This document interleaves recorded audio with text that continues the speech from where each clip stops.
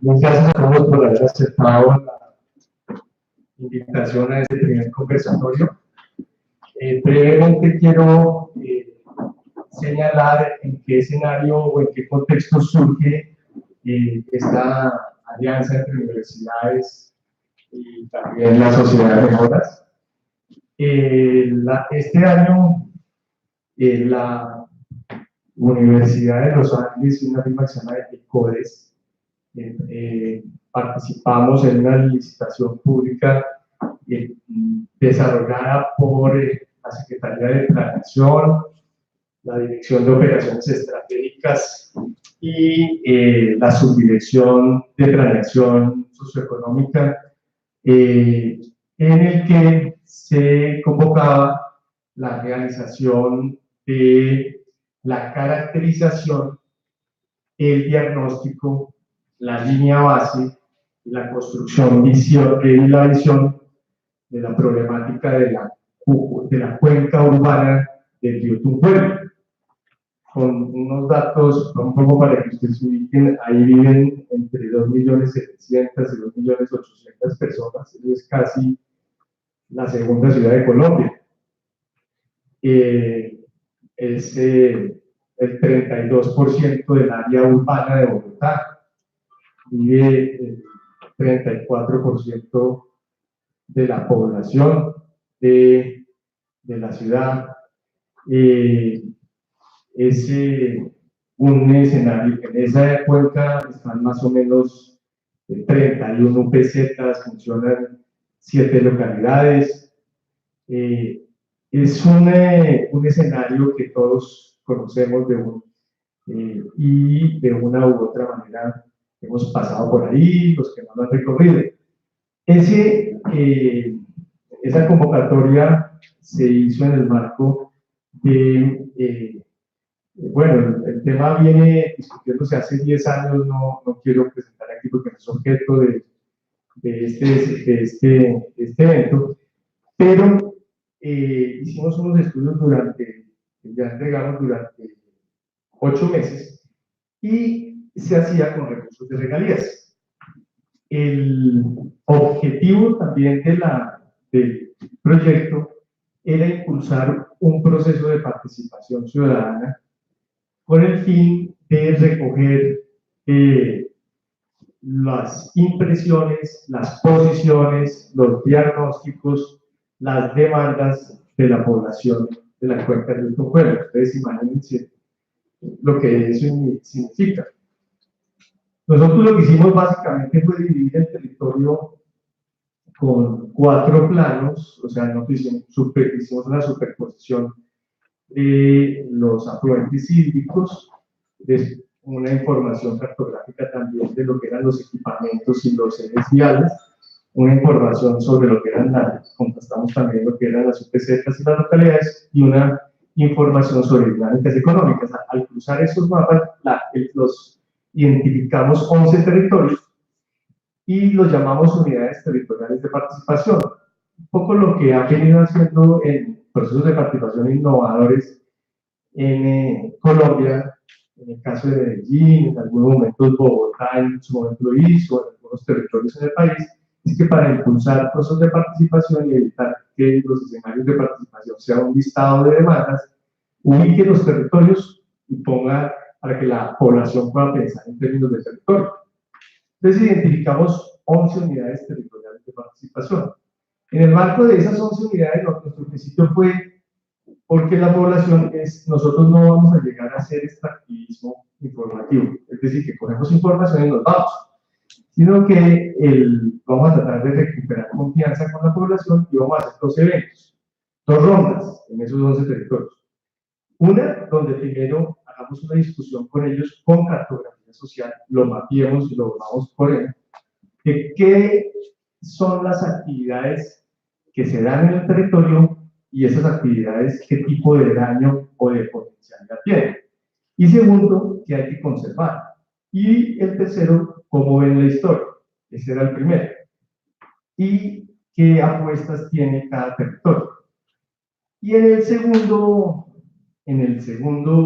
ronda era identificar cuáles ya con todo el diagnóstico, porque ese proceso de participación se hizo paralelo al proceso de diagnóstico, le hicieron 23, con 23 profesionales, se hizo todo un análisis, recolección básicamente y construcción de un enfoque fuerte y multidimensional.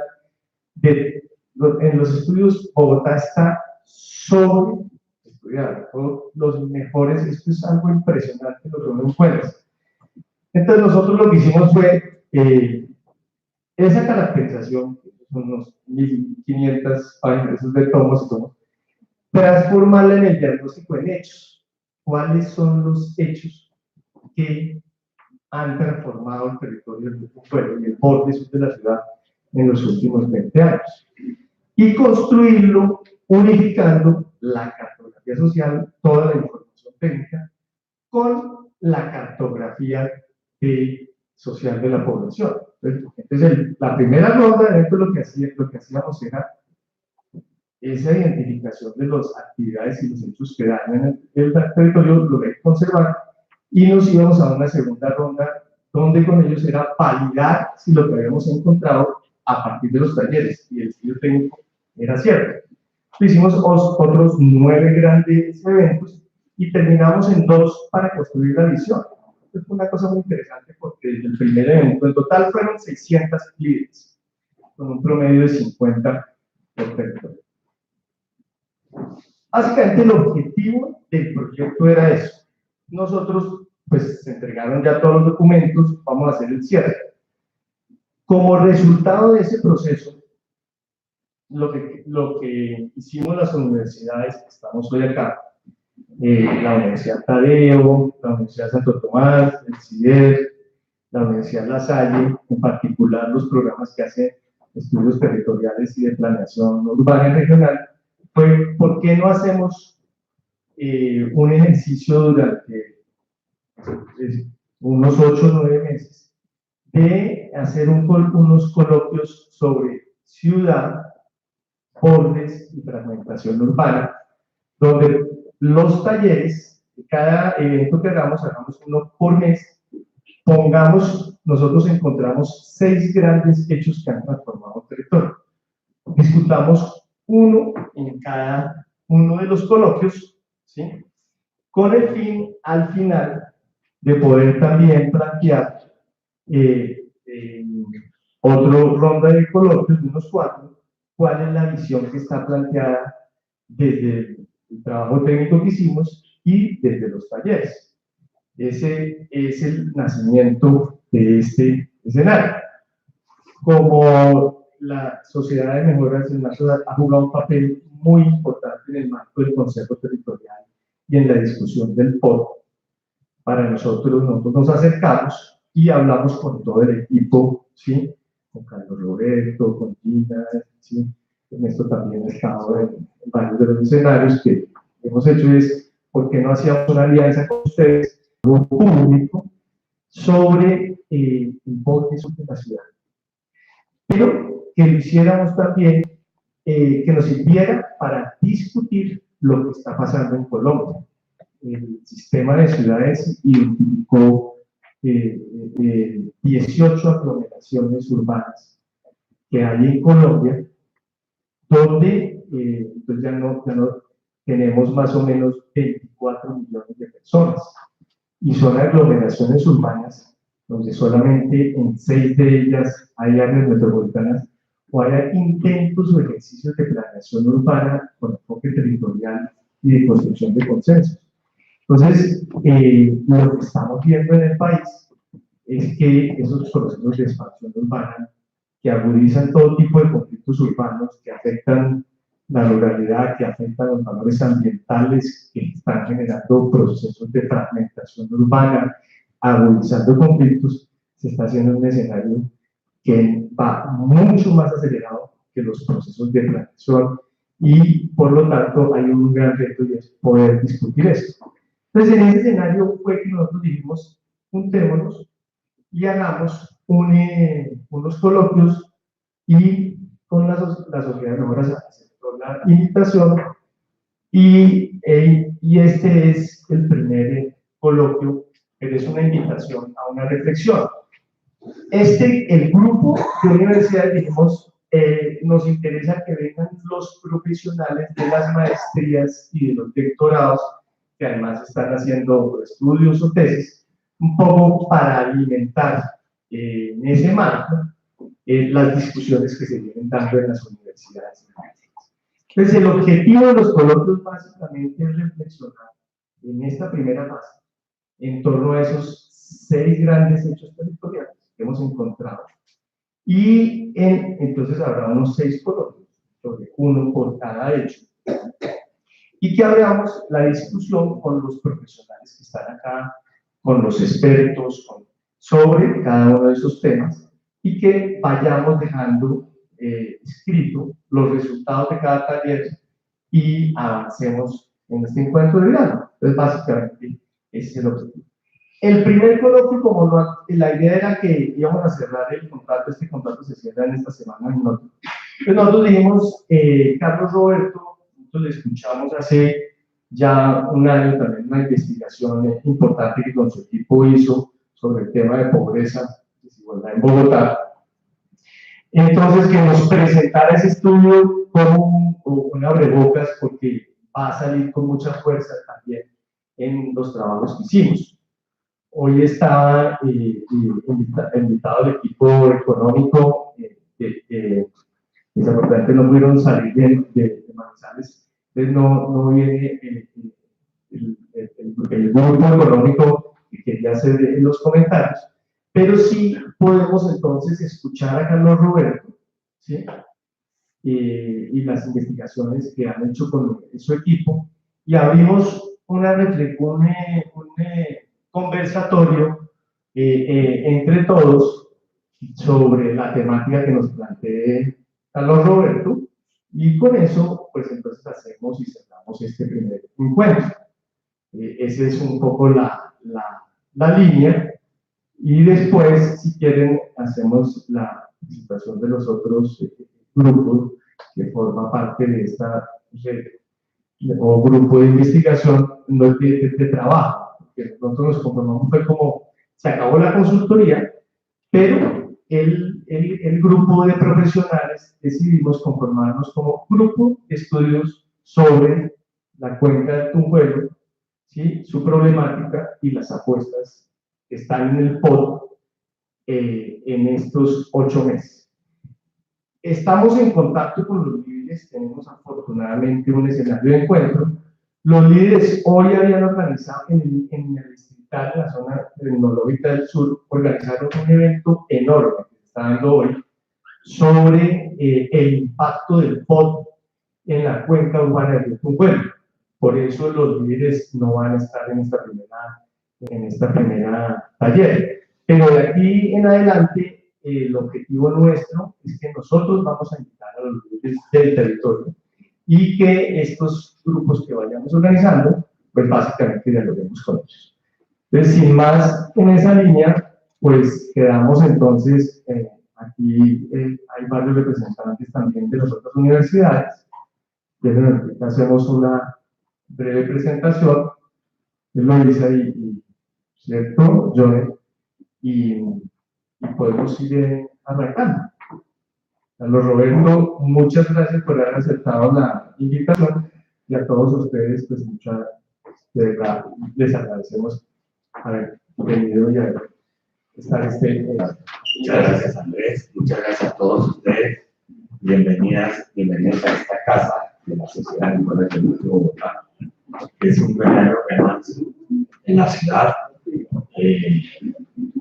Lleva ya muchos años haciendo presencia en la ciudad de la Sociedad de Mujeres de Bogotá, y no podía estar ajena en este momento en que se está formulando un ordenamiento territorial.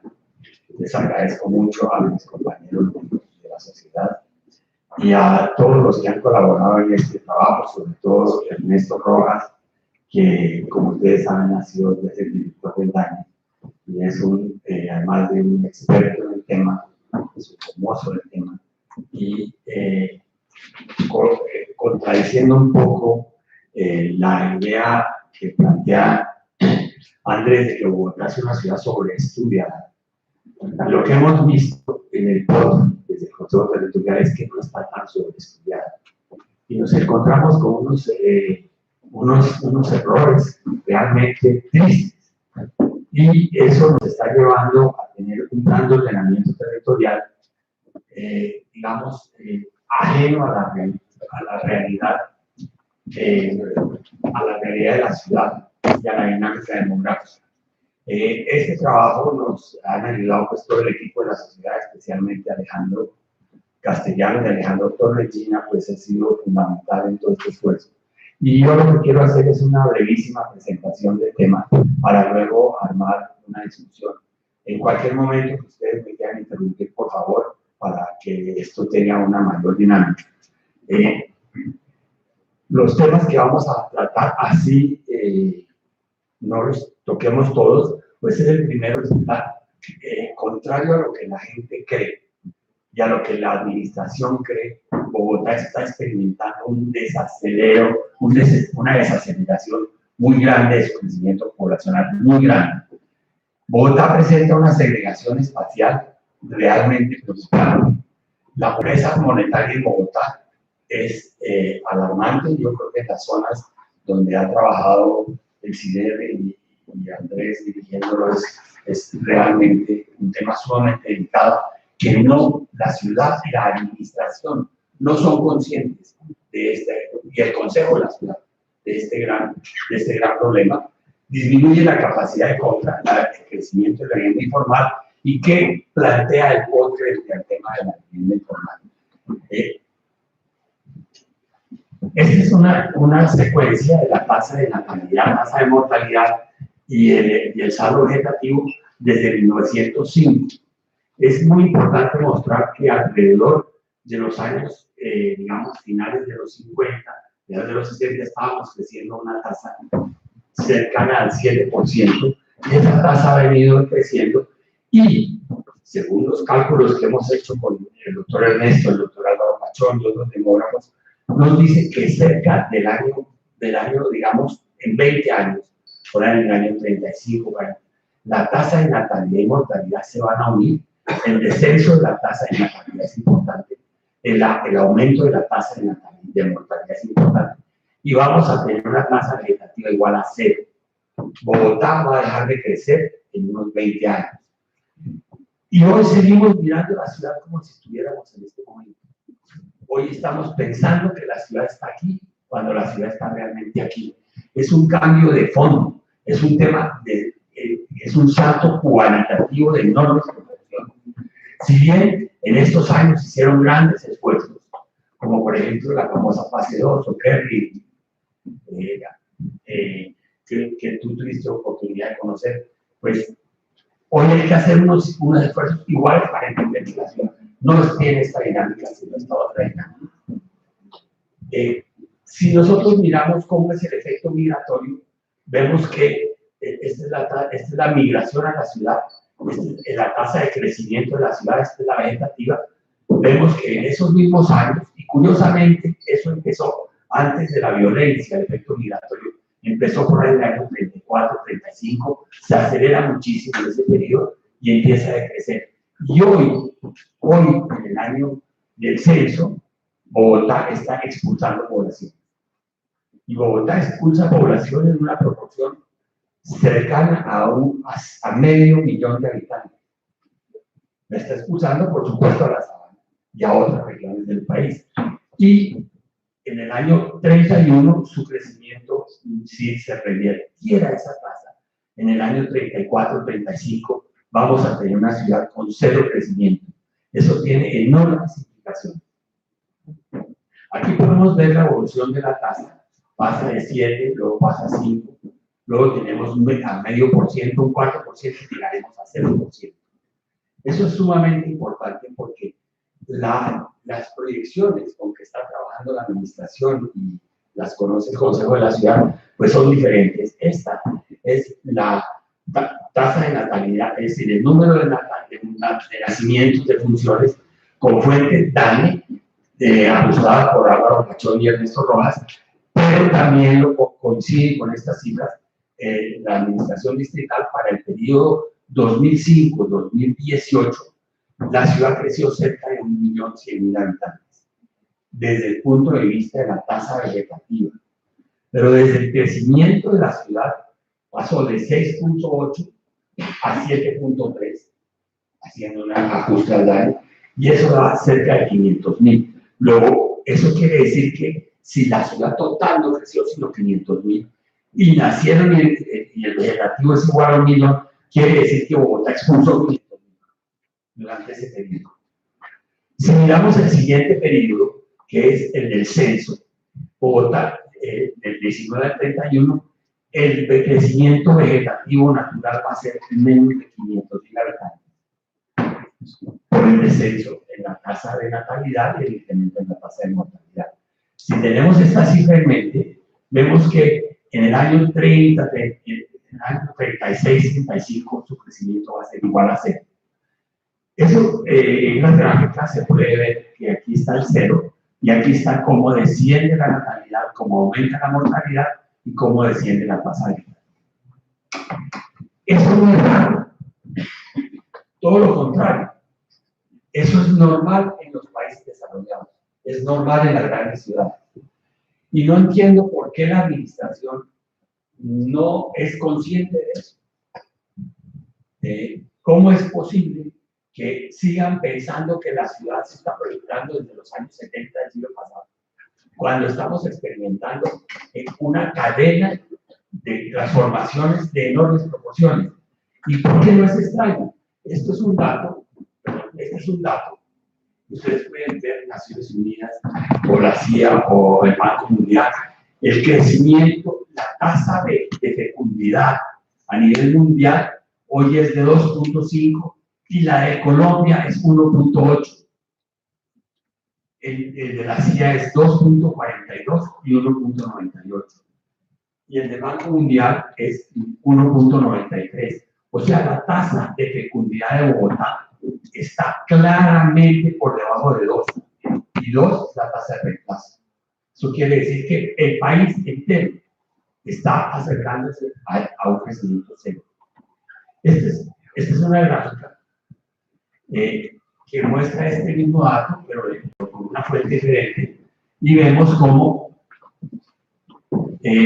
todos estos países, Uruguay, Chile, está en 1.92, todos estos, y Bogotá está, y Colombia está en 1.82. Si Colombia está en 8.82 y los fenómenos demográficos en Bogotá son más acelerados, Bogotá estaría por debajo de 1.82. Esto se corrobora con el crecimiento, la concentración de la población en Bogotá. Si bien venía acelerando y en los años que ya mencionamos, 51, 64, creció aceleradamente, hoy la concentración de la población de Colombia en Bogotá se estabiliza. Bogotá ya no concentra más población de Colombia. Esta es una gráfica que está en vía de desarrollo. Entonces, veamos, cuidado, porque no es fácil comprender esto, por eso hemos tratado de hacerlo con muchas representaciones.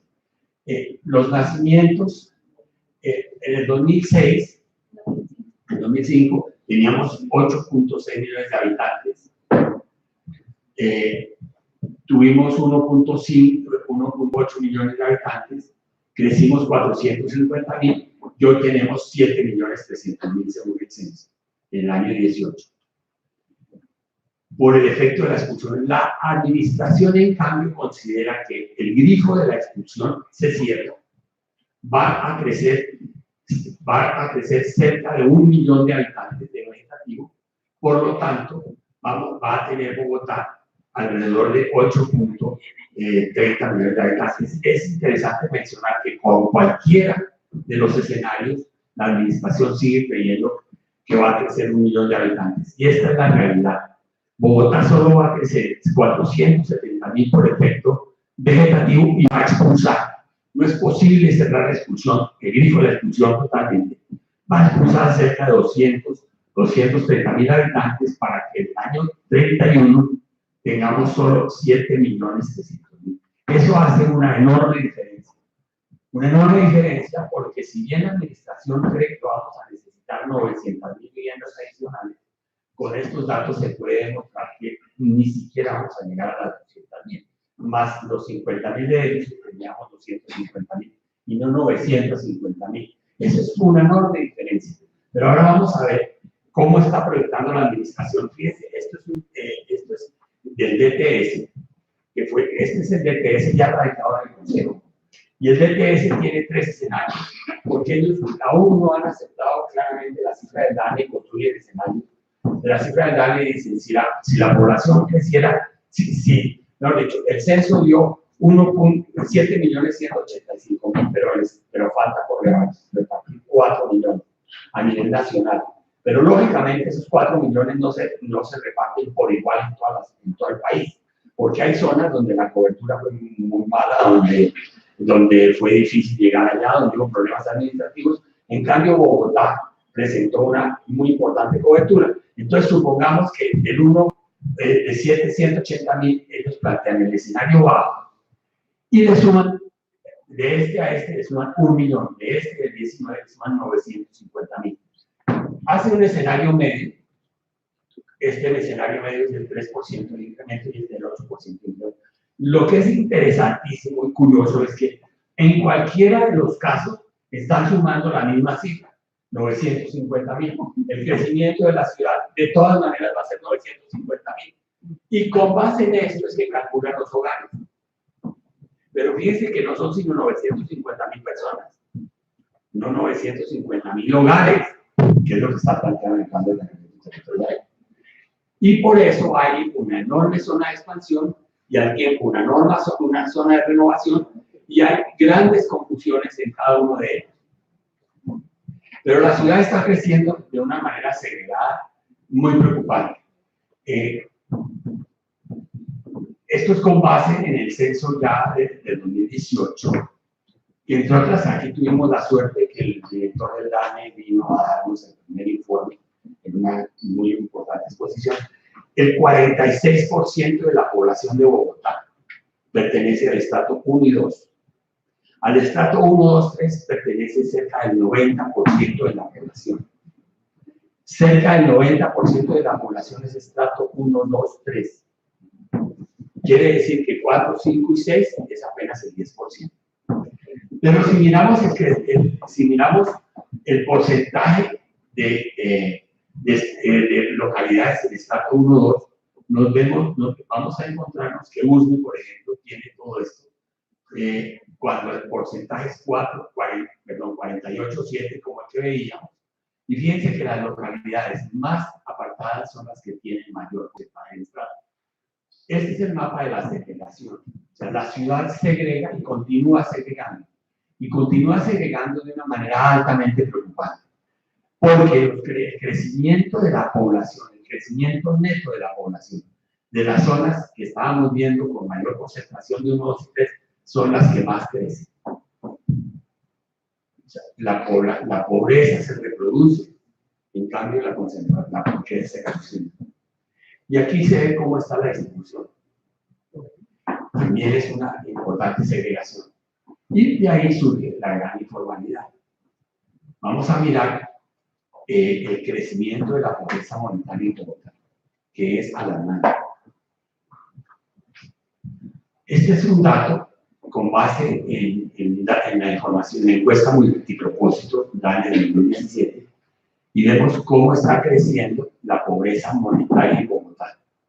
En el año 2015 era de 10.4. Sube y sube, y hoy tenemos 12.4 de la población de Bogotá está en pobreza monetaria. Si ahora la comparamos con la pobreza monetaria a nivel nacional, vemos cómo la nacional baja. Aquí se detuvo el descenso, pero baja. En cambio, la de Bogotá sube. Esto es igual que encuesta multipropósito. Y si lo miramos con una secuencia un poco más larga, vemos cómo la nacional está bajando. Pero la de Bogotá se incrementa. 2.5% de la población de Bogotá Es decir, cerca de 800.000 personas están por debajo de la línea de pobreza. Y este es el número de miembros el número de miembros de un hogar que dejó de comer las 3 comidas por encuesta Montefiore. En el estrato 1 hay 4.20 de los hogares que por alguna razón no pudieron comer las 3 comidas. Y lo que es más impresionante es que lo mismo está pasando, pues en una proporción diferente, está pasando en el estrato 6. La explicación es relativamente sencilla. Hay hogares que por la estratificación que se hace es con la base en la calidad de la vivienda. Entonces hay población que son viudas, jóvenes, digamos jubilados, que no han podido vender la casa, que el predial es altísimo, que los servicios son altísimos, pero que no pueden salir de ella porque nadie se las compra. Y entonces tienen que permanecer presos en la pobreza oculta. En cambio, la pobreza multidimensional baja, pero como ya veíamos, la monetaria sí. Un indicador interesante, con Ernesto lo hemos discutido bastante, es el de la cobertura de la educación. En el año 14 la cobertura del 97% baja, y en el 2018 la cobertura del 87%. Ahí hay 2 maneras de entender esto. Uno es que por la dificultad de los ingresos, pues hay que sacar los niños del colegio. Pero la otra explicación es que como esto está medido con una población con base en el censo del 2005 proyectado en 2018, pues a lo mejor lo que pasa es que hay la misma cobertura, pero hay menos población. Un tema que ha impactado muchísimo y que han insistido muchísimo durante la formulación del voto es la presencia de venezolanos. Pero cuando miramos, este es un estudio de la Universidad Externado, miramos que cerca del 78% de las mujeres venezolanas, 78%, ganan y tienen ingresos inferiores a 300.000 pesos. Eso ya es no solo por debajo de la pobreza, sino ya el crecimiento de la informalidad pues es muy importante. Entonces hemos visto cómo está deteriorándose los ingresos de los bogotanos en forma alarmante. Pero contrario a eso, el crecimiento de los costos de la vivienda en Bogotá son altos. Entonces aquí vemos un dato del Banco de la República, cómo viene creciendo el costo de la vivienda en Bogotá comparado con Cali, Medellín, Barranquilla, inclusive los alrededores de Bogotá. Esa es una de las explicaciones por qué o crece la informalidad o se expulsa a los municipios vecinos. Pero vamos a ver, esta es una curva de la Secretaría Estatal de Planeación en el DPS. Página 46 muestra cómo se ha incrementado el valor del suelo en Bogotá. Esta es una comparación que hicimos con datos también del Banco de la República y los índices de calidad. Este es el costo de la vivienda y este es el costo del salario mínimo. Aquí vemos cómo se pierde la pérdida de la capacidad adquisitiva frente al metro cuadrado. Y se llega a perder tanto que no hay otra opción que la informalidad. Este es un dato que es muy, muy preocupante. Este es de la última encuesta general. El 77% de Bogotá, de los bogotanos, de los hogares bogotanos, y el 77% de los hogares bogotanos ganan menos de 2 salarios mínimos. Dicho de otra manera, el 20% de los hogares bogotanos ganan más de 2 salarios mínimos. Solo el 20%. Si vamos a ver cómo es posible adquirir una vivienda BIS o BIP, vamos a encontrarnos que esta población no tiene acceso a BIS y BIP. Y lo vamos a ver con la siguiente cuadro. Esto es el valor de la BIP, de la BIP que está en 70 salarios mínimos, 58 millones de pesos. Si una persona hace un ahorro de 5 millones, una cuota inicial de 5 millones, queda endeudada en 12 millones, a una tasa de 52 millones. Y eso implicaría que tiene que pagar una cuota mensual de 574.000 pesos y 0.6 de salario mínimo, pero necesitaría 2 salarios mínimos, destinar el 35% de los salarios mínimos. Es decir, para adquirir una BIS, pues se necesitan 2 condiciones. Primero, tener más de 2 salarios mínimos. Y segundo, poder destinar de esos dos el 35% a la vivienda. Eso es sumamente alarmante y ya lo vamos a ver. Este es el caso de una BIS, y esa BIS son 4 salarios mínimos y también el 35%. Es que el costo de la vivienda es tan alto que en el primer decil, el más pobre, están gastando el 63% de sus ingresos. Esto demuestra cómo la densificación o el proceso digamos, de consolidación, por decirlo de la pobreza es cada vez más alto. Los habitantes urbanos que gastan más de 1/3, o sea, el 30% de sus ingresos en la vivienda, sufren una disminución en su calidad de vida y de la subsistencia y viven en viviendas inadecuadas. Inadecuadas es un término bonito porque si la Constitución dice que todo colombiano tiene derecho a una vivienda digna, pues esta no es inadecuada sino indigna. Este es un dato pues, sumamente preocupante. Esto es de la encuesta multipropósito.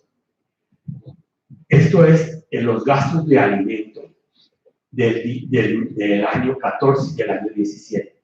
En el 14, en alimentos, el promedio de esos estratos gastaba 595.000 pesos en alimentos y en el año 17 bajó a 592. El colombiano, el bogotano de estrato bajo, está gastando menos en alimentos.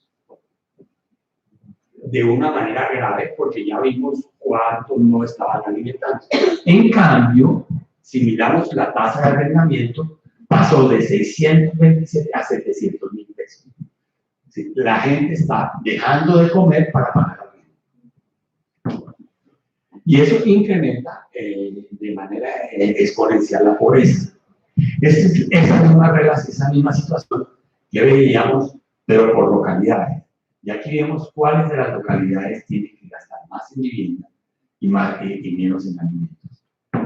Este es un dato para corroborar lo anterior que me parece bien interesante. Esto es DANE, que lo hizo en el 2018, pero lo tenía en dólares, lo ajustamos, y esto puede ser el arriendo en dólares. Un promedio de arriendo en Colombia es 468.000. En Bogotá es 601.000 pesos. En Antioquia es 518. En el Valle 400. Y en la costa atlántica es de 362.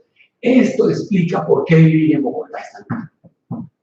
Y si es tan costoso vivir en Bogotá, no hay sino 2 alternativas. O se van de Bogotá las 500.000 que se fueron además por otras razones como calidad de vida, etc., o van a incrementar la informalidad. Esto muestra cómo es ese porcentaje. 30%, esto sería una población de 2 salarios mínimos. Y vamos a ver cómo es el incremento de los barrios informales.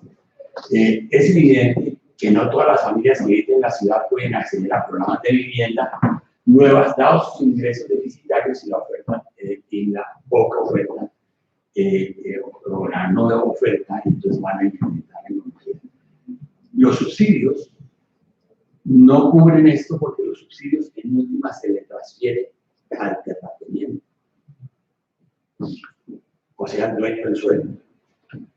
Esta es la historia de los asentamientos informales. Y aquí vemos que las localidades que tienen mayor crecimiento de los asentamientos informales son obviamente Ciudad Bolívar.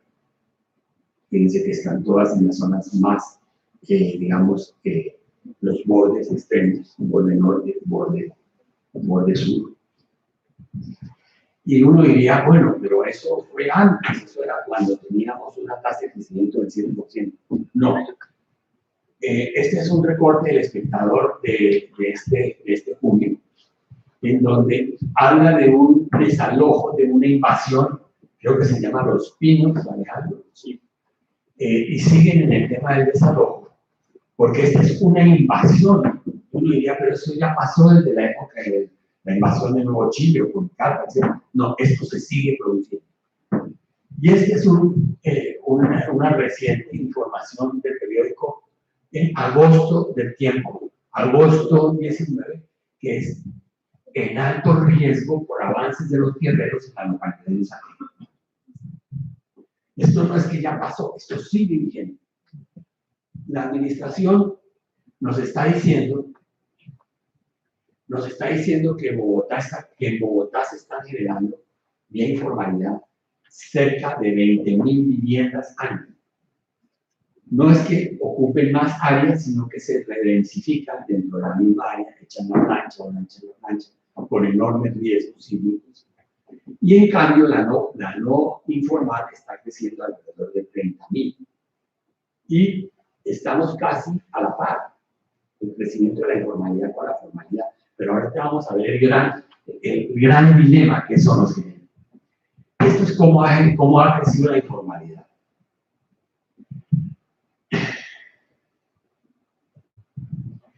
Y vamos a ver, digamos, las condiciones terribles de la informalidad en la calidad de vida. Hemos cogido dos informales en el tratamiento de mejoramiento integral, ¿no? Y hemos tomado dos formales en el tratamiento de consolidación. Este es un ejemplo conocido de Santa Cecilia, que está al borde del río. Ustedes lo pueden ver aquí.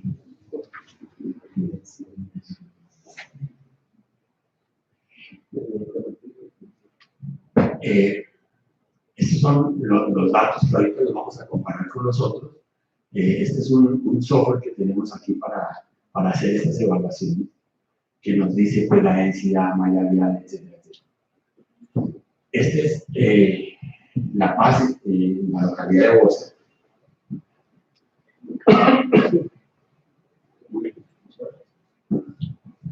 Ahora vamos a ver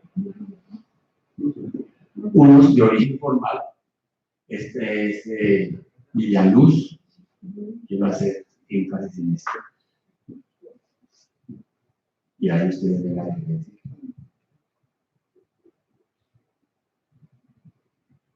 Modelo.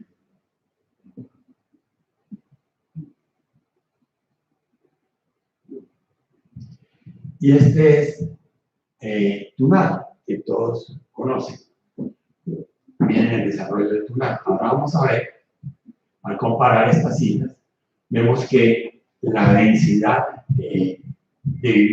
habitacional o en viviendas por hectárea, en la informalidad, aquí tenemos cerca de 150 viviendas por hectárea, pero tenemos cerca de 500 personas por hectárea. Y en Santa Cecilia es un poquito más alto. Pero miren lo que pasa con las formales. Modelia, cerca de 60 viviendas por hectárea, 150 personas por hectárea. Y el Tunal, que fue el último que vimos, pues es el más denso de los formales, que no llega a 300 viviendas por hectárea. Y esta es la comparación de cómo la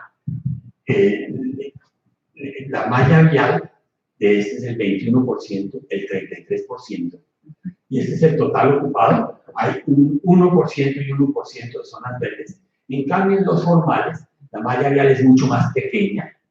Esa es la gran paradoja. Eso quiere decir que la urbanización del pobre es más cara que la urbanización del rico, porque las sesiones en mallas viales son menores en las zonas formales que en las informales. Y aquí están las zonas verdes. Entonces, al comparar, digamos, los metros cuadrados o espacio público por habitante, vemos que en las dos informales pues, son muy bajas, en cambio en las formales miren cómo están la relación de espacio público por habitante. Ese ya no es el tema cuantitativo, sino cualitativo atractivo de la informalidad. No solamente es mucho más cara, sino que es con condiciones mucho más precarias o altamente precarias. ¿Cómo aborda el plan de ordenamiento territorial el tema de la informalidad? Este cuadro es el cuadro básico que usa el POT. Y entonces divide los tratamientos los tiene consolidación, desarrollo y renovación. Aquí tienen las áreas, aquí tiene el número de unidades que albergaría cada uno, y este es el cuadro con el cual van a estimar la posibilidad de la expansión. Fíjense que no existe aquí el tratamiento de mejoramiento integral. Eso no está. Hay en el POT sí algunas, digamos, políticas sobre planes de mejoramiento integral, por supuesto, algo de subsidios, pero es muy precario. Pero en las políticas de uso del suelo no lo tiene.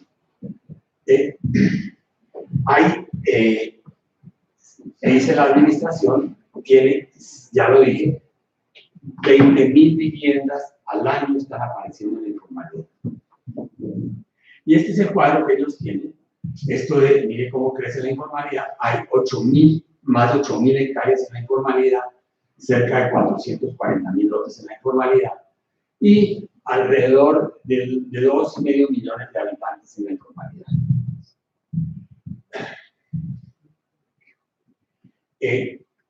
La administración tiene este modelo que es, primero asignan el número de unidades, luego la distribuyen en el porcentaje para bis, para bit y para no bis. Y aquí, si nosotros tomamos los 190.000, no las 900.000, nos damos cuenta que no se necesita cero en consolidación, cero en renovación urbana, pero sí en mejoramiento integral. Aún así, eso da un superávit de 11.000 unidades durante la vigencia del POT. ¿Eso qué quiere decir? Que no se necesita la expansión. Que pretender expandir y al mismo tiempo renovar no es una dicotomía, como lo han planteado otras veces. Es que la esencia está mal planteada, porque no hay la necesidad ni va a haber la demanda. Entonces, como ya vimos, hay 20.000 viviendas, 20.000 viviendas anuales que se están generando en la informalidad. Como la administración plantea que para solucionar la informalidad son los proyectos BICIBI, y plantea que el 20% de una urbanización debe reservar terrenos para BIC. Quiere decir que para solucionar esas 20.000 al año necesitan construir 60.000 no BICs. Y la sabana toda, incluyendo Facatativá, Zipaquirá, etcétera, está generando cerca de 80.000 viviendas en total. Entonces, ¿cómo es posible pretender que para lograr 20.000 sea necesario solucionar 60.000 si no hay la demanda? Si no hay la demanda, pues no va a haber 20.000. Pero si hubiera la demanda, de ninguna manera alcanzaría a las personas que tienen menos de 2 salarios mínimos, que es el 80%, a tener la vivienda lista. Por lo tanto, el panorama es altamente desolador, y me parece que esto empata muy bien con el trabajo que tú, Andrés, estás liderando en el borde norte, porque en el borde sur, porque es que es allí donde tenemos que enfrentar todas las baterías de desarrollo urbano. ¿Y por qué lo digo? Porque, como empecé diciendo, Bogotá dejó de crecer. Si Bogotá dejó de crecer, lo que hay es una enorme oportunidad para mejorar las condiciones de vida de la ciudad. Muchas gracias.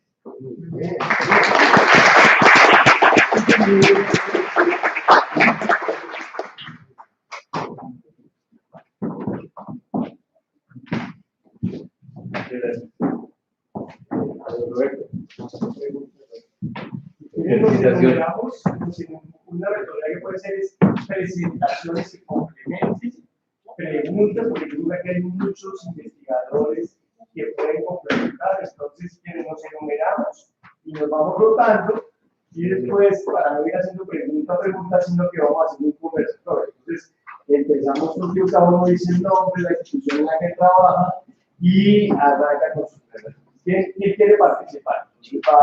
Grupo 1, ¿quién más? ¿Quién quiere hacer preguntas o participar? 2, ¿quién más? 3, 4, 5.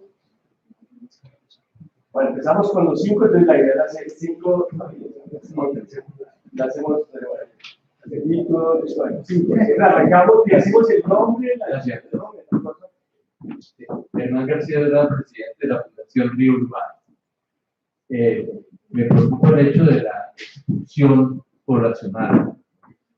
En el caso de esta región, me gustaría ver cuál es el porcentaje de esa expulsión que se queda en el vecindario inmediato a Bogotá, es decir, en el municipio de los vecinos, porque ese es un Bogotá creciendo por fuera de los límites del distrito capital. Entonces, haciendo un poquito de abogado del diablo, pienso yo que el plan pues, del distrito, al intentar urbanizar, o sea, hay una cantidad de viviendas que pues, para Bogotá no se necesitaría, ¿no? En la parte norte y en la parte sur. Eso se debe a que busca retener esa población que está siendo expulsada hacia el vecindario, busca retenerla dentro del distrito, que contribuiría a los impuestos, etcétera, lo cual pues, sería importante para la ciudad. Entonces, pues, me queda esa inquietud, que en realidad la ciudad, al tomarla no como lo que está dentro de los límites del distrito, sino al tomarla ya como una especie de área metropolitana.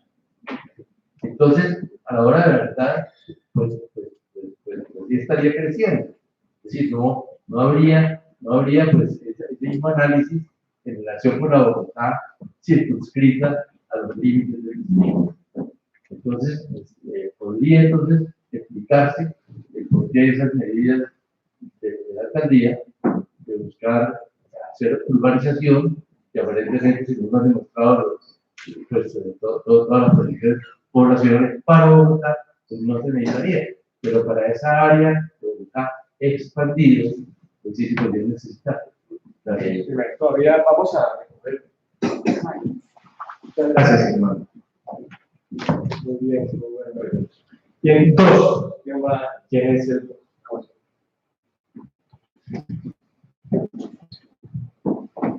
Muchas gracias, Eduardo Mariño, Gonzalo Sabanero. No es simplemente, a mí me parece que la divergencia entre lo correcto, lo que dice, lo necesario, lo que se anuncia como política de crecimiento, es de que una cosa es la planeación pública que hace el Estado, en este caso la alcaldía. Y otra cosa es la planeación que hace el sector privado. A mí me parece que la planeación de Bogotá se ha venido hecho de hecho, sobre todo desde el año 70 del siglo pasado, con el modelo de la SOPAC. Primero, de que la política pública más poderosa y que ha venido funcionando muy bien, no digo con muy buenos resultados, pero ha sido muy eficaz, la política de crédito. La ciudad ha crecido con crédito de vivienda. Y la planeación la ha hecho Camacor. En otros, yo lo leo, tanto lo de Bogotá, pero sobre todo lo de la Sabana, la expansión de la Sabana, que es el negocio urbanizador. No estoy diciendo bueno o malo, estoy diciendo que ese es el motor. Entonces, la economía de la ciudad y de lo que queda de Sabana de Bogotá, esa es la construcción por crédito de la gente, de la idea de la gente endeudada para 20, 25 años, porque hay crédito y es ilimitado. Y poder construir necesita suelos. Entonces lo que hay es una conversión muy rápida, espectacularmente rápida, de suelos habaneros para la agricultura, en suelos para la urbanización, como una extensión de hecho de Bogotá. Me parece tonto estar diciendo si va a haber área metropolitana o no, cuando ya la hay desde el punto de vista económico. Entonces, este podcast ha sido muy interesante. Yo quiero felicitar al Consejo presidido por Carlos Roberto, porque ha habido una discusión muy seria, una sesión, de si el POT sirve o no. Y todavía quedan días para mirar cosas fundamentales. Y yo diría que una es la de los suelos de la sabana. Acordémonos que la sabana, parte de la sabana ya es en Bogotá, el resto está en Cundinamarca. Soacha es sabana de Bogotá. Soacha tenía 15.000 hectáreas hasta hace 8 años para la agricultura y se han reducido un 80%. Hablar del borde sur, como lo planteaban, lo mencionó Roberto, también lo mencionó Andrés, es necesario, no podemos olvidarnos de Soacha. Por muchas razones, Soacha está mucho más cerca sociológicamente y políticamente a Tunjuelo que a Usaquén o a Chapinero. Me pareció muy importante la observación sobre Tunjuelo. Yo estoy de acuerdo. Sumado Tunjuelo y Fucha, esas dos cuencas, es el 45% de la población de Bogotá. Lo único que se le olvidó es mencionar de Tunjuelo es un río de 72 kilómetros. En Fucha son 18 kilómetros. Pero el Tunjuelo es el río más importante de Bogotá, de 72 kilómetros, como cuenca. Yo sí lo oí, la Rosa está muy criticada por eso, pero de una buena presentación al alcalde María hace unos 3 meses, reconociendo que el problema social pendiente de Bogotá está en la cuenca del Tunjuelo. Me pareció muy importante esa misión. Y él ha hecho esfuerzos de vivienda en Tunjuelo. Y ahí ya uno no sabe, como en Soacha, qué es rural y qué es urbano. Creo que lo que sí debemos concentrar mucho la atención es la realidad de los suelos. Y el negocio de los suelos.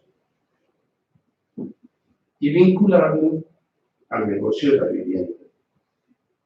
No estoy hablando de ilegalidad ni nada, es un modelo. Yo terminaría diciendo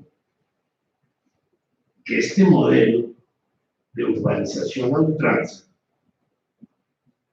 fue planteado y ha resultado. Eso se llamó Operación Colombia. Comenzó con un decreto de diciembre del año 70, o 72, perdón, 72, el primer gobierno, el primer Pastrana, ya ha funcionado con un éxito extraordinario.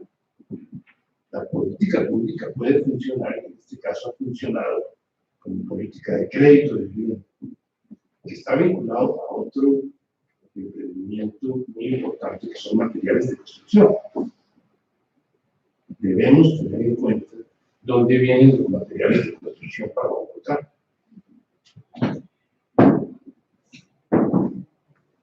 Es buena noticia la que nos da Carlos Roberto, y lleva anunciando esto hace varios meses, de que la presión demográfica está bajando. Pero la preocupación que sí queda, siendo esa muy buena noticia, una, la finalización de los suelos para la agricultura en torno a Bogotá, que es una enorme estupidez. Todas las ciudades importantes del mundo ya han fijado límites verdes por ley. Y aquí Bogotá estamos importando en dólares casi el 40% de los alimentos. Esa es una nueva cifra. Todos los supermercados tengan cambios a capital extranjero. Ellos sí saben dónde está el negocio. Caluya, el centro del éxito, todo eso, las decisiones de esos se están tomando en juntas directivas en Europa. Y nosotros destruyendo los suelos para la agricultura, entregándolos a la organización. Y por el lado de la organización, como anotaba la presentación de Carlos, aumentándose el problema de las diferencias sociales gigantescas entre los estados. Entonces, sí es un momento de oportunidad. Primero, para ver el modelo, porque esto no es de política de una alcaldía, es un modelo que me parece que hay que parar y revisar. Un modelo que comenzó con la SUPAC, en que el gran negocio es la organización. Y reconocer el problema alimentario, porque sí se logra solemne estupidez, acabar con lo que quedó de tierras agrícolas alrededor de Bogotá.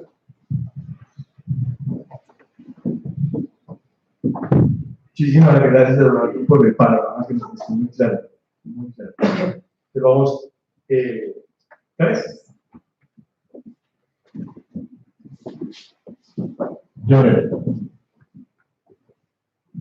Gracias, Andrés. Bueno, buenas noches a todos. Mi nombre es Jonathan Correa. Hago parte del grupo de investigación, soy docente de la Universidad de Lozano, en temas pues, de asuntos territoriales. Y, pues, doctor Carlos Roberto, muchas gracias por su exposición.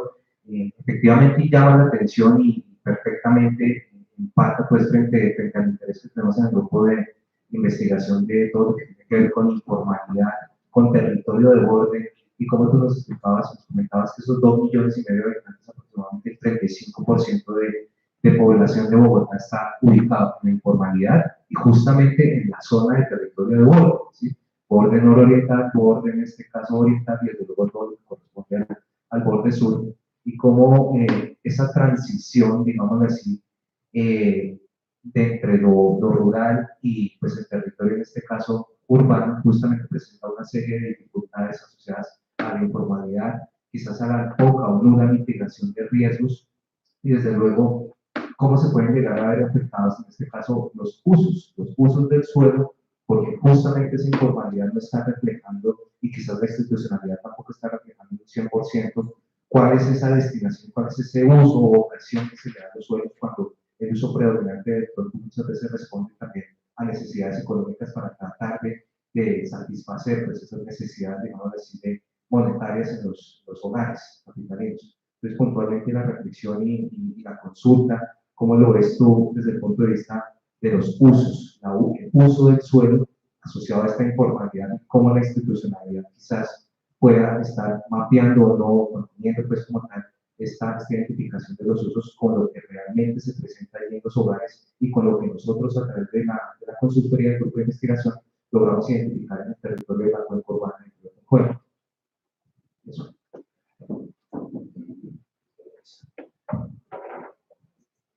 Buenas noches, mi nombre es Eloisa Vargas, soy docente de la Maestría en Planeación para el Desarrollo de la Universidad de Santo Tomás y parte del grupo de estudios que viene adelantando todo este proceso, tanto de consultoría como ahora esta reflexión compartida, y agradecer también a Carlos Roberto por abrir este espacio tan interesante con este debate y permitirnos iniciar estos coloquios con esta reflexión.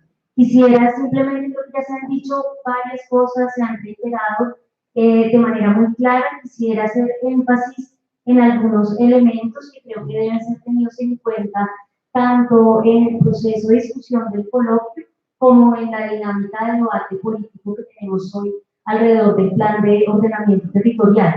El primero de ellos tiene que ver con esta tensión entre instrumentos de renovación, ¿cierto?, y los otros instrumentos que son posibles para construir la ciudad. Como lo decía Carlos Roberto, y creo que ahí habría que hacer una pequeña aclaración. Efectivamente, en términos de la ocupación, pues los instrumentos que se muestran son los de desarrollo, los de renovación, pero esto no quita que no hay un papel protagónico y el plan de ordenamiento territorial no le asigna un papel protagónico al mejoramiento barrial, al mejoramiento urbano y al mejoramiento barrial y urbano ligado a la gestión del riesgo. Claramente estamos hablando, ya lo han dicho, del 35% de la población, no solamente en la zona de Cuncuelo, sino en la zona de periferia, zonas de riesgo, y la política ha sido más bien una acción pública un poco irresponsable en cambiar los mapas, las definiciones de riesgo, y por eso en cambiar la posibilidad que tiene la misma población de generar procesos de gestión del riesgo comunitario, procesos de reasentamiento en sitio y los mismos procesos de mejoramiento de vivienda en altura y redensificación que podrían solventar estos déficits o esta necesidad de vivienda. Creo que por otra parte, frente a la pregunta o la reflexión que provocaban aquí al principio sobre la necesidad de estas viviendas en el borde para suplir el déficit, también estoy de acuerdo con Eduardo que planteaba, aquí la cuestión va más allá y es de una vez definir los bordes de la ciudad. Necesitamos aclarar en términos del modelo los usos de estos bordes. Creo que en este momento el debate que están teniendo desde Asamblea Sur sobre la cuenca es clarísimo, y nosotros también lo encontramos en el proceso de la consultoría, la claridad que tienen los liderazgos de distintos tipos en términos de la definición de esos usos, del cuidado del borde suxeropítico, de la necesidad de detener la expansión. Entonces creo que la discusión en este momento está planteada en cómo garantizamos esos bordes y cómo suplimos las necesidades de vivienda de otra manera, incluido pensar en el arriendo. O sea, creo que aquí hemos perdido la posibilidad creativa de pensar otras formas de garantizar la calidad de vida y de hábitat de quienes ya estamos en la ciudad. Y finalmente, sobre la dinámica de la informalidad de los tierreros, pues me gustaría compartir, hace 2 semanas estuvimos en Potosí, estuvimos en Lucero, y justo el mismo día estuvimos en el recorrido en Lucero, en el Tesoro, no sé. Creo que fue un día que encontraron uno de esos cuerpos que vienen encontrando de las casas de pique, las casas que están en Soacha. Aquí la mirada es más profunda, o sea, necesitamos, más allá de esta comprensión urbanística, también necesitamos sensibilizarnos frente al momento que vive el país. Lo vamos a ver en los próximos coloquios. Más del 65% de las víctimas de Bogotá habitan en la cuenca, seguramente un alto porcentaje en Soacha, en dinámicas de conflicto que se están reproduciendo y donde los tierreros ya no desarrollan la misma lógica de las invasiones, ocupaciones de los 70s, 80s, donde llegaban, disponían la tierra y salían, sino que están desarrollando lógicas de control, ¿cierto? Se quedan allí, hay dinámicas de control territorial, de control armado, que creo que también deben despertar nuestra atención frente a unas dinámicas de conflicto de los habitantes que están allí, que ameritan toda nuestra atención. Entonces, pues reiterar el agradecimiento y el interés de todas ustedes y de todos ustedes para que podamos llegar hasta el último de estos coloquios en este debate tan necesario para la ciudad y para la ciudad. Gracias. Vamos. 4, 5, 6. vamos 4, faltan 5. 5. Mi nombre es Alexander Velázquez, yo soy periodista. Me llamó poderosamente la atención y con preocupación el tema que dice el doctor Carlos Roberto de viviendas nuevas en informalidad. Y uno se pregunta si son todos los de Bogotá los que están en esa situación. ¿Quién responde por los posibles riesgos que son usted representando hoy? ¿Qué dice el TOC sobre los mapas de riesgo? Y si la sociedad mejora, si la Universidad de los Andes y demás organizaciones participantes en estos coloquios ven con buenos ojos los cambios que anunció la administración en ese sentido, de los mapas de riesgo. Gracias. Bueno, buenas noches. Mi nombre es Germán Tobar. Yo soy funcionario de la Secretaría de Ambiente y mi tema son los árboles. Y ya estamos llegando al límite para poder plantar árboles en la ciudad y no tenemos generación de zona verde. Y ese, digamos, es como la gran preocupación desde el punto de vista ambiental. Es el toque, digamos, de lo verde dentro del desarrollo. Y digamos que internacionalmente el tema de las zonas verdes para hacer ciudades sostenibles tienen, digamos, como un indicador que debería haber 9 metros cuadrados de zona verde pública por habitante. Bogotá no tiene sino 4 o 4 de una metodología que utilice. Estamos muy lejos del 9, ¿sí? De pronto estamos mejorando un poquito si hay un descenso en la población, pero de todas maneras vemos esas densidades atroces de gente viviendo en unos barrios que no tienen ninguna posibilidad de tener una zona verde. Otro indicador que hay es el que entre una zona verde arborizada y otra no debiera haber más de 15 minutos caminando. ¿Sí? Ese es otro indicador internacional, no es que sea una, digamos, una regla, pero para ser una ciudad sostenible debiera poder pasar eso. Y definitivamente aquí pueden sitios pasar horas y no sale del más de ese límite.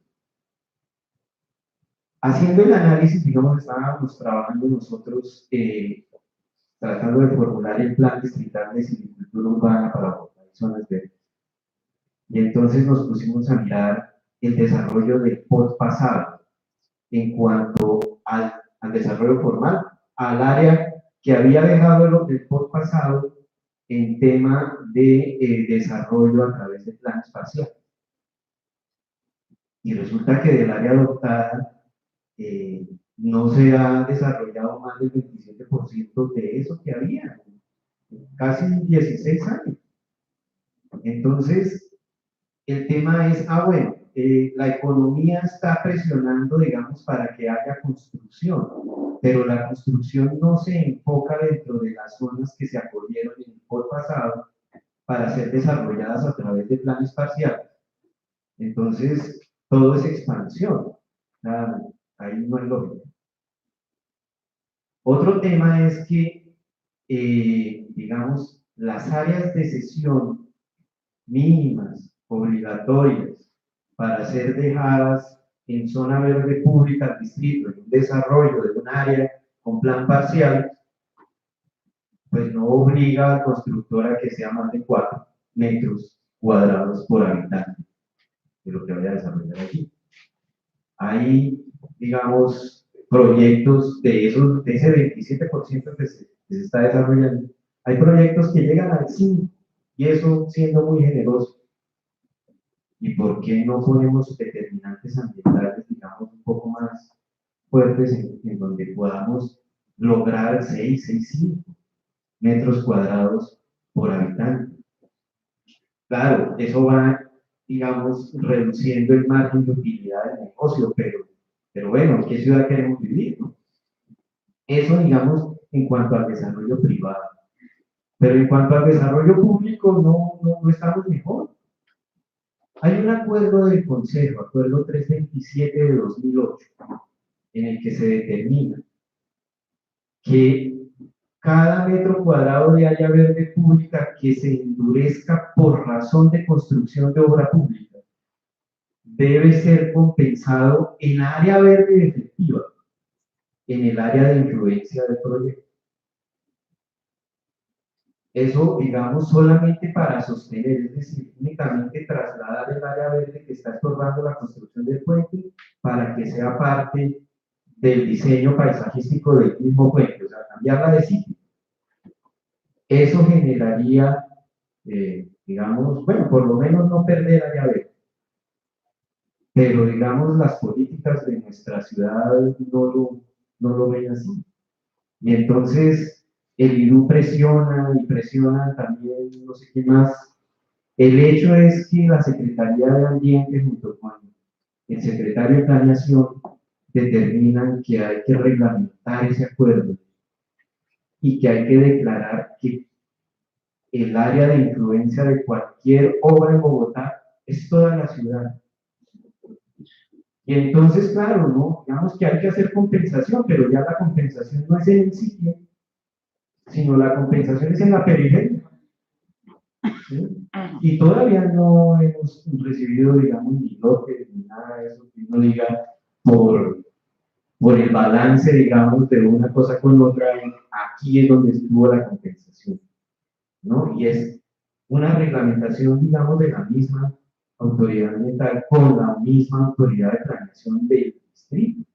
Entonces uno dice, no, o sea, ¿qué pasa con eso? Aumenta la fragmentación. Estamos cada vez más lejos de los 15 minutos de un área arborizada caminando a otra.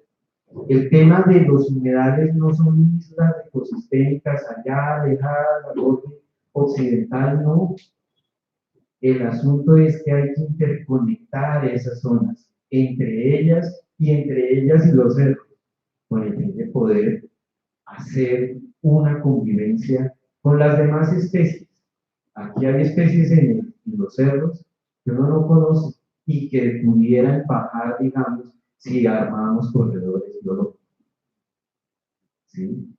Ese tema, digamos, de esos corredores biológicos también ya ha empezado su estudio y hace 5 o 6 años la Secretaría de Ambiente contrató un estudio con conservación internacional en donde se definieron en qué sectores de la ciudad, digamos, debiera hacerse un esfuerzo, digamos, para hacer conectividad. Y la conectividad no solamente, digamos, no va a alcanzar o con las áreas de sesión o con, o con las sesiones de los planes parciales. Hay que ser más, digamos, atrevidos en eso. Y es en esos barrios tan densos que vivimos, no será posible tener, digamos, una decisión como la de comprar una manzana y tumbarla y hacer un parque eólico. O varios, digamos, obviamente haciendo el estudio qué voy a conectar con qué. Y eso no se ve, eso se ve muy lejos en un bosque.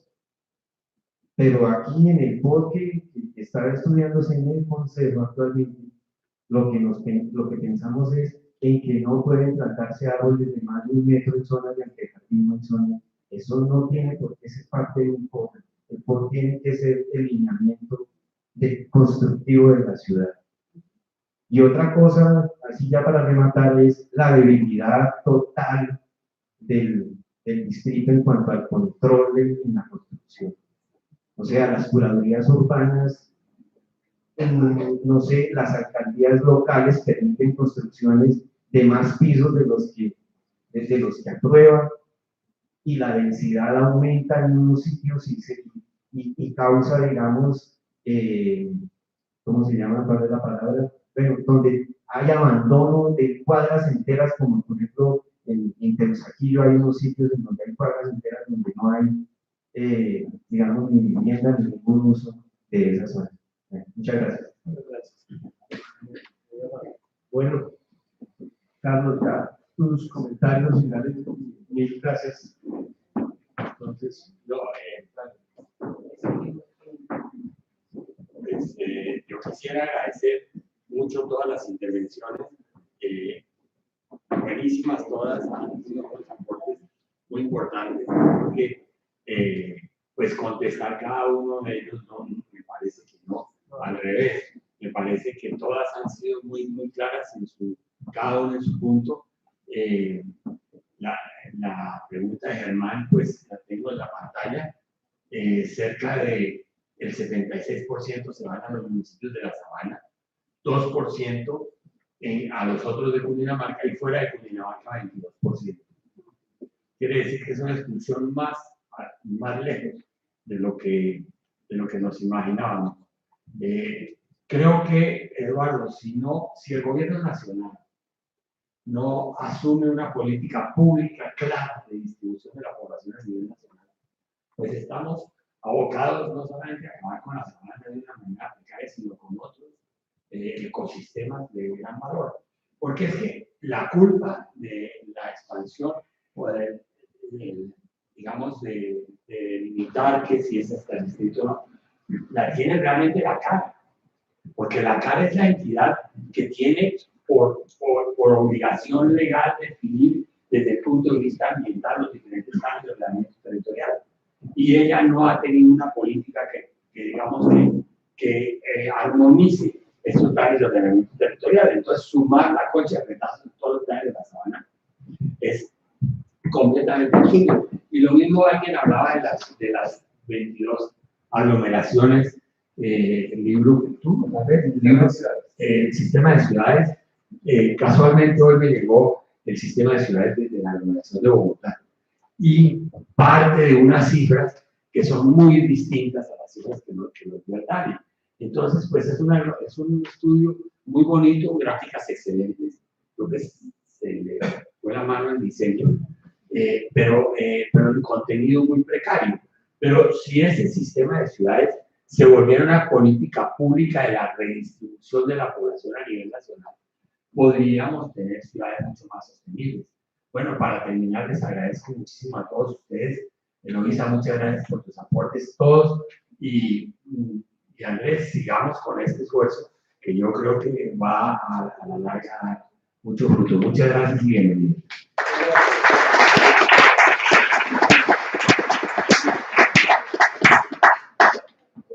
Muchas gracias. Ya le estaremos avisando a finales de octubre.